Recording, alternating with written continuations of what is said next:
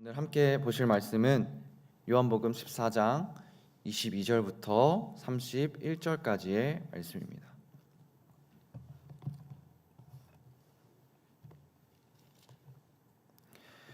요한복음 14장 22절부터 31절까지의 말씀 다 찾으신 줄 알고 제가 한 절, 여러분들이 한 절 번갈아 가면서 봉독하도록 하겠습니다.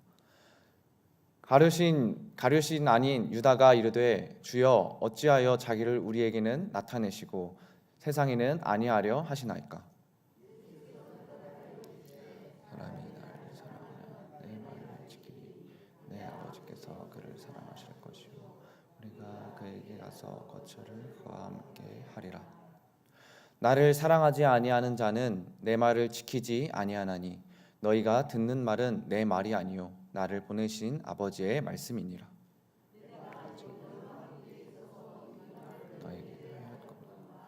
보혜사 곧 하나님께서 내 이름으로 보내실 성령 그가 너희에게 모든 것을 가르치고 내가 너희에게 말한 모든 것을 생각나게 하리라.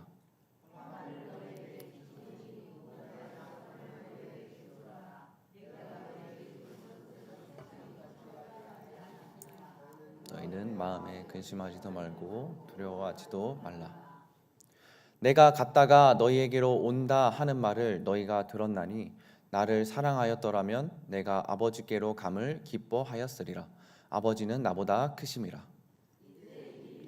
전에 너희에게 말한 것은 일이 일어날 때에 너희로 믿게 하려 함이라.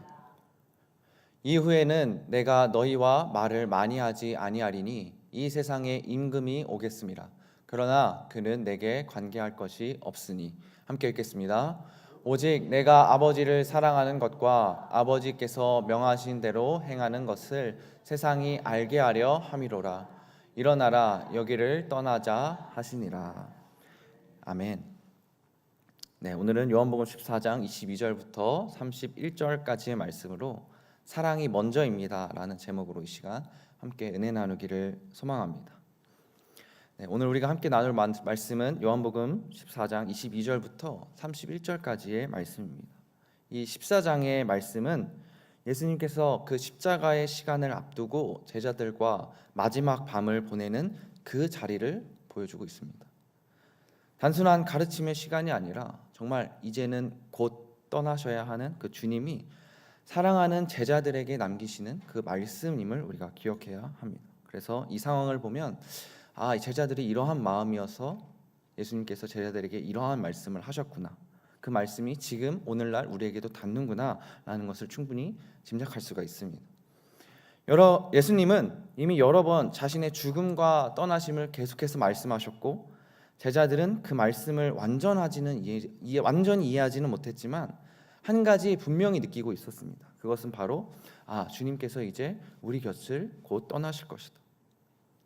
그동안 제자들의 삶은 철저히 예수님과 함께하는 삶이었습니다. 길을 걸을 때도 사역할 때도 먹고 자는 모든 순간이 주님과 함께였다는 것이죠. 그런데 그 주님께서 나와 떠나신다고 하니 그 제자들의 마음을 보면 당연히 불안과 근심과 두려움이 찾아올 수밖에 없었습니다. 그래서 예수님께서는 14장 1절 말씀에서 너희는 마음을 근심하지 말라. 하나님을 믿으니 또 나를 믿으라 라고 말씀하신다는 것이죠. 이미 제자들의 마음은 근심으로 가득 차 있었지만 미래가 보이지 않았지만 정말 주님이 없이 살아가야 할 그 시간들을 생각하면 마음이 흔들렸지만 예수님께서는 단순히 그저 제자들에게 괜찮다, 잘 될 거다 위로하는 것을 넘어서 나는 너희를 떠나는 것이 아니다 라고 어떻게 보면 조금 더 깊은 방식으로 함께 될 것이다 라고 이야기하십니다. 그렇게 오늘 우리의 말씀은 어떻게 보면은 오늘 본문의 말씀은 한 가지의 흐름이 있습니다. 먼저는 사랑이고 순종이고 그리고 주님의 임재, 평안, 이 흐름 안에서 오늘의 본문의 말씀이 이어지게 됩니다. 우리가 그 주님을 사랑하면 순종하게 되고 순종하면 하나님의 말씀을 알게 되고 하나님의 말씀을 알게 되면 그 말씀이 우리 삶에 거하게 되고 그 하나님이 우리 삶에 거하시면 우리 삶에는 평안이 임한다는 그 흐름. 어떻게 보면 이 새벽에 이 말씀의 흐름에 따라서 주님과 함께하는 그 삶의 실질적인 길이 무엇인지를 오늘 말씀을 통해 깊이 묵상하는 시간이 되기를 소망합니다. 오늘의 본문의 시작도 한 제자의 질문으로 시작이 됩니다. 22절 말씀 함께 읽어보도록 하겠습니다. 시작. 가룟신 아닌 유다가 이르되 주여 어찌하여 자기를 우리에게는 나타내시고 세상에는 아니하려 하시나이까.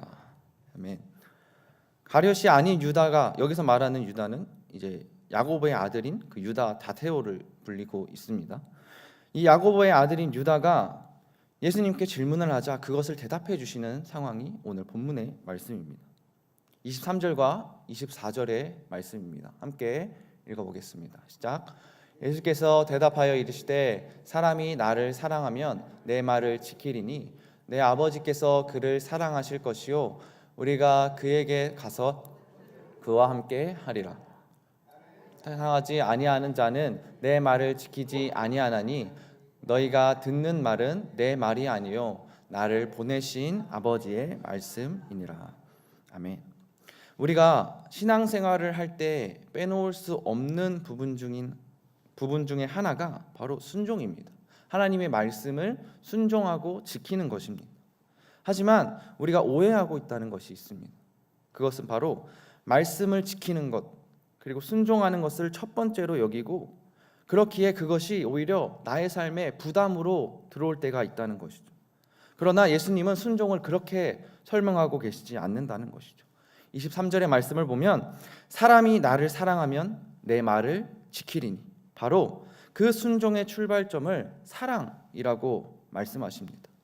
사랑하면 지키게 된다는 것이죠. 이것은 정말 중요한 순종의 원리입니다.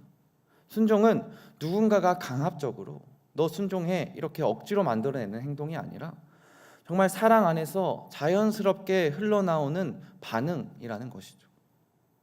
우리가 누군가를 진심으로 사랑하며 알게 됩니다. 가족이든 그리고 내가 사랑하는 여인이든 아니면 누구든 정말 진심으로 사랑해보면 사랑하면 그 사람의 말을 가볍게 여길 수가 없습니다.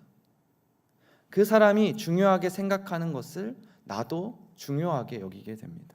그래서 사랑하면 자연스럽게 그 사람의 마음을 따라가게 된다는 것이죠. 이것은 우리의 신앙도 마찬가지라는 것입니다. 하나님을 사랑하면 말씀을 지키게 됩니다. 그 말씀을 따르게 됩니다. 억지로 참으면서 지키는 것이 아니라 내 마음속에 기쁨으로 자발적으로 지키게 됩니다. 그래서 요한일서 5장 2절은 이렇게 말합니다. 함께 읽어보도록 하겠습니다. 시작. 우리가 하나님을 사랑하고 그의 계명들을 지킬 때에 이로써 우리가 하나님의 자녀를 사랑하는 줄을 아느니라.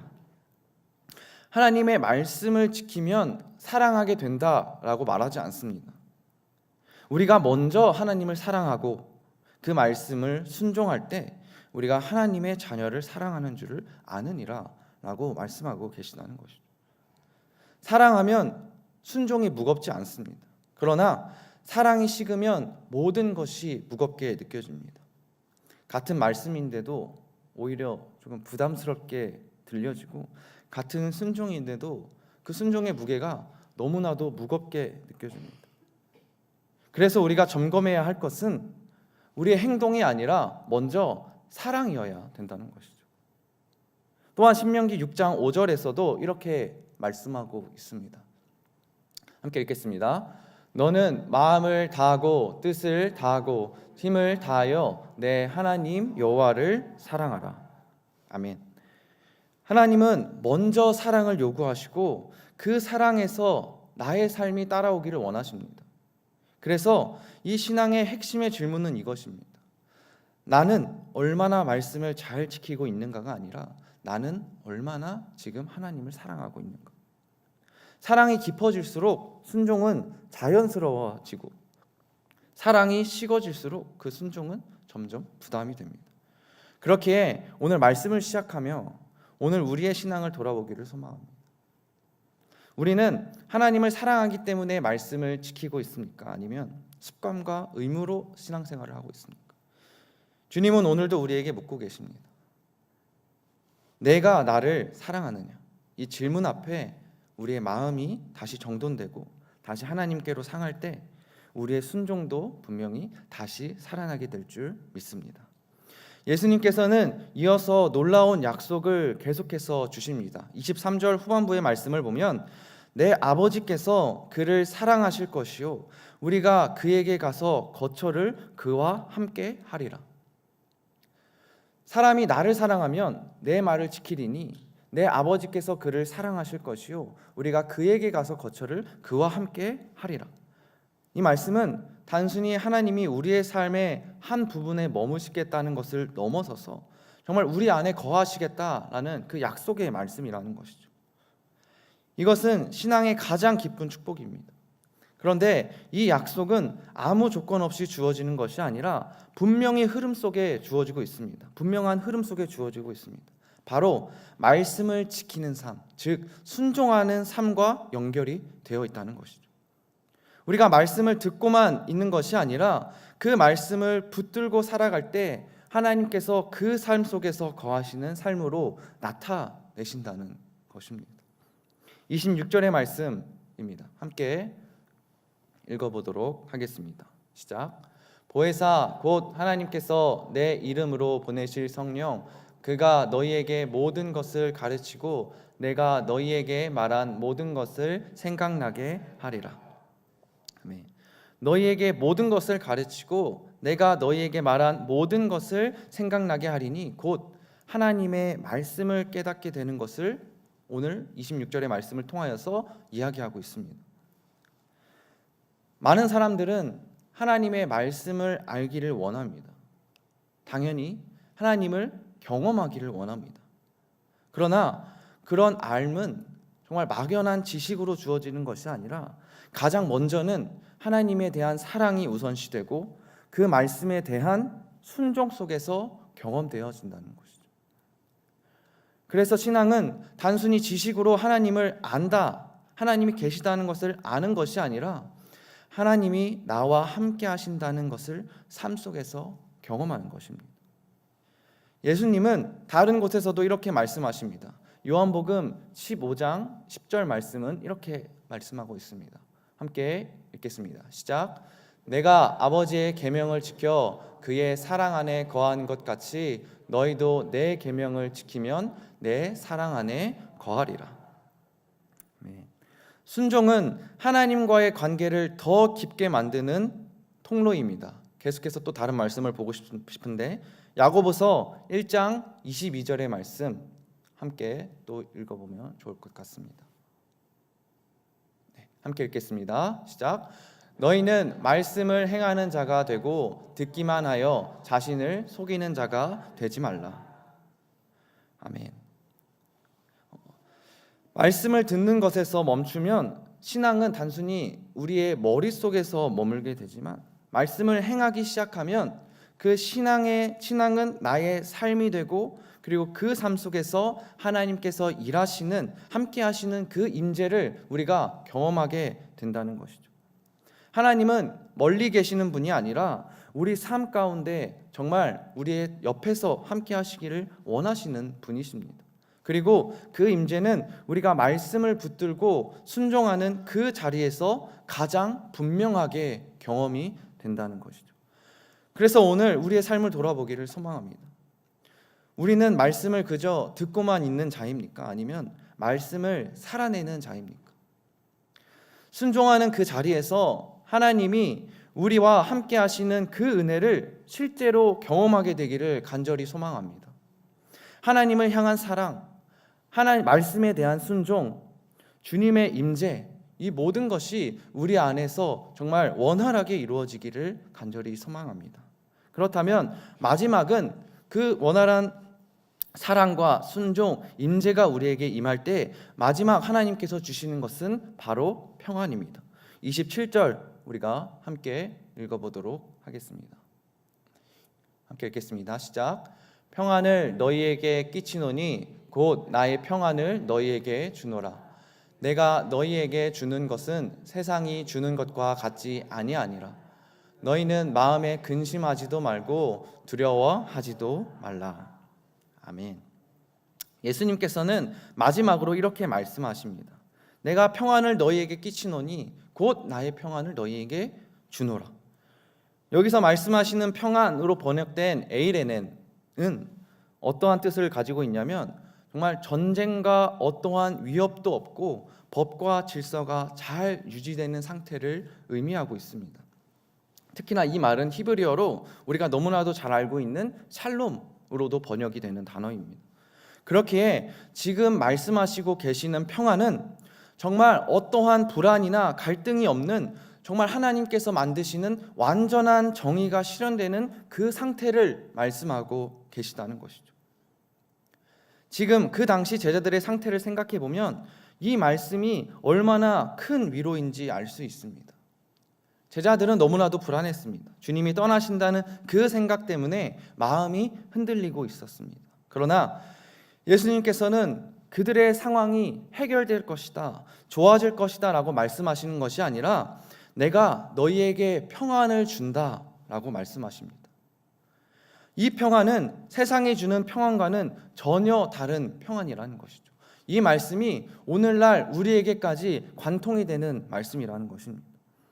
세상의 평안은 환경이 좋아야 유지가 됩니다. 문제가 없어야 유지가 됩니다. 상황이 안정되어야 마음도 안정이 됩니다. 그러나 주님께서 주시는 평안은 다르다는 것이죠. 주님께서 주시는 그 평안은 환경에서 오는 것이 아니라 하나님이 함께 하신다는 사실에서 오는 평안입니다. 그래서 상황이 흔들려도 우리의 마음은 무너지지 않습니다. 문제가 있어도 두려움에 사로잡히지 않습니다. 왜냐하면 내 삶을 붙들고 계신 분이 하나님이시기 때문입니다. 그래서 빌립보서 4장 6절과 7절 말씀은 이렇게 이야기합니다. 저희가 함께 읽어보겠습니다. 시작.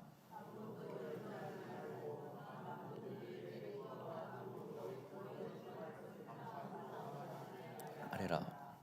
그리하면 모든 지각에 뛰어난 하나님의 평강이 그리스도 예수 안에서 너희 마음과 생각을 지키시리라. 아멘. 이것이 바로 하나님이 주시는 평안입니다. 하나님의 평안은 우리의 이해를 아득히 뛰어넘습니다. 상황을 뛰어넘습니다. 그리고 그 평안이 우리의 마음과 우리의 생각을 지켜줍니다. 하나님을 신뢰하는 삶, 그리고 하나님과 동행하는 삶에는 평안이 따라옵니다. 그 평안은 세상에서 찾을 수 있는 것이 아니라 정말 하나님과의 관계 속에서만 주어지는 평안입니다. 오늘도 하나님을 사랑하는 마음으로 우리가 말씀을 붙들고 나아갈 때에 그 우리들의 삶 속에서, 우리들의 삶 가운데서 하나님이 함께 하시는 그 임재와 그 안에서 누리는 참된 평안이 정말 우리 가운데 임하기를 간절히 소망합니다. 예수님께서는 이어서 이렇게 말씀하십니다. 28절의 말씀입니다. 함께 읽어보도록 하겠습니다. 시작. 내가 갔다가 너희에게로 온다 하는 말을 너희가 들었나니 나를 사랑하였더라면 내가 아버지께로 감을 기뻐하였으리라. 아버지는 나보다 크심이라. 아멘. 제자들은 지금 예수님의 떠난다 그 단어 하나에 집중하고 있습니다. 주님이 떠난다는 사실 때문에 슬퍼하고 두려워하고 있습니다. 그러나 이 말씀을 보면 예수님은 전혀 다른 관점에서 말씀하십니다. 너희들이 나를 사랑했다면 오히려 기뻐했을 것이다. 왜냐하면 예수님의 가시는 길은 실패의 길이 아니라 하나님의 철저한 계획을 이루러 가시는 그 길이기 때문입니다. 십자가는 끝이 아니라 완성이고 떠남은 단절이 아니라 더 깊은 인재로 나아가는 과정이기 때문입니다. 그래서 예수님은 29절에 이어서 이 일이 일어나기 전에 너희에게 말한 것은 이 일이 일어날 때에 너희로 믿게 하려 함이라 라고 계속해서 말씀하시면서 하나님은 분명히 이미 알고 계셨고 이미 우리의 삶과 그분의 삶을 준비하고 계셨고 그 모든 것을 통해서 믿음을 세워가시고 있다라고 말씀을 하시고 싶으셨던 것인 겁니다. 또한 예수님께서는 30절에 이렇게 말씀하십니다. 저희 함께 읽어보고 싶습니다. 시작. 이후에는 내가 너희와 말을 많이 하지 아니하리니 이 세상에 임금이 오겠음이라. 그러나 그는 내게 관계할 것이 없으니. 아멘. 여기서 말하는 세상의 임금은 사단을 의미합니다. 예수님은 이미 십자가를 앞두고 계십니다. 겉으로 보면 사단이 마치 이기는 것처럼 보일 수 있는 순간입니다. 그러나 예수님은 분명하게 선언합니다. 그는 내게 관계할 것이 없다. 이것은 무슨 의미입니까? 사단은 예수님을 흔들 수도 없고 그 예수님의 길을 막을 수도 없으며 하나님의 계획을 단 한 가지도 무너뜨릴 수 있는 힘이 없다라고 고백하신다는 것이죠. 이 말씀은 우리에게 동일한 위로가 됩니다. 우리가 살아가면서 두려워하는 수많은 것들, 그리고 상황들, 문제들, 그것들이 우리를 위협하는 것처럼 보일 수가 있습니다. 하지만 우리가 하나님 안에 있는 사람으로서 하나님 안에 있는 그 사람들에게는 그것들은 결정권을 가진 존재가 아닙니다. 우리의 삶의 주권은 오직 하나님께 있다는 것이죠. 그리고 마지막으로 예수님께서는 이렇게 말씀하십니다. 31절의 말씀입니다. 함께 읽겠습니다. 시작. 오직 내가 아버지를 사랑하는 것과 아버지께서 명하신 대로 행하는 것을 세상이 알게 하려 함이로라. 일어나라, 여기를 떠나자 하시니. 아멘. 이것이 바로 아버지를 향한 사랑과 순종의 모습입니다. 예수님은 억지로 십자가를 지신 것이 아니라 사랑으로 순종하셨습니다. 그래서 십자가는 고통의 상징이기 전에 사랑의 증거가 되고 있습니다. 예수님은 끝까지 아버지를 사랑하셨고 그 사랑이 순종으로 나타났으며 그 순종이 지금 오늘날 우리에게 구원으로 보여지고 나타나고 있다는 것이죠. 말씀을 맺고 싶습니다. 오늘 말씀을 통해서 우리는 신앙의 아주 분명한 흐름을 보게 됩니다. 되게 복잡하게 말씀하시는 것 같고 우리에게 많은 것을 요구하시는 것 같지만 결국 그 모든 것은 한 가지를 향해 가고 있습니다. 그것은 바로 나 예수 그리스도를 사랑하라. 나를 사랑하면 말씀에 순종하게 되고 그 말씀에 순종하면 내가 너의 삶에 거하게 될 것이고 또 내가 너의 삶에 거하면 그 삶은 세상에 줄 수 없는 주님만이 줄 수 있는 그 평안이 임하게 될 것이라고 오늘 말씀에서는 이야기하고 계신다는 것이죠. 그 모든 것의 시작은 사랑입니다. 우리가 이것을 분명하게 알기를 소망합니다. 그런데 우리의 신앙을 돌아보면 그 순서가 자주 뒤바뀌어 있습니다. 우리는 평안을 먼저 원하고 주님이 우리를 먼저 만나주시기를 원합니다. 먼저 하나님을 지식적으로 알기를 원합니다. 또한 순종을 하지만 내 안에 마음속에는 사랑이 식어 있는 느낌입니다. 그러나 오늘 주님께서 분명하게 말씀하십니다. 가장 먼저는 나를 사랑하는 것이고 그리고 내 말을 지키리니 아버지께서 그를 사랑하실 것이요 우리가 그에게 가서 거처를 그와 함께 하리라. 그래서 오늘 이 새벽 우리가 다시 그 첫사랑의 자리로 돌아가기를 소망합니다.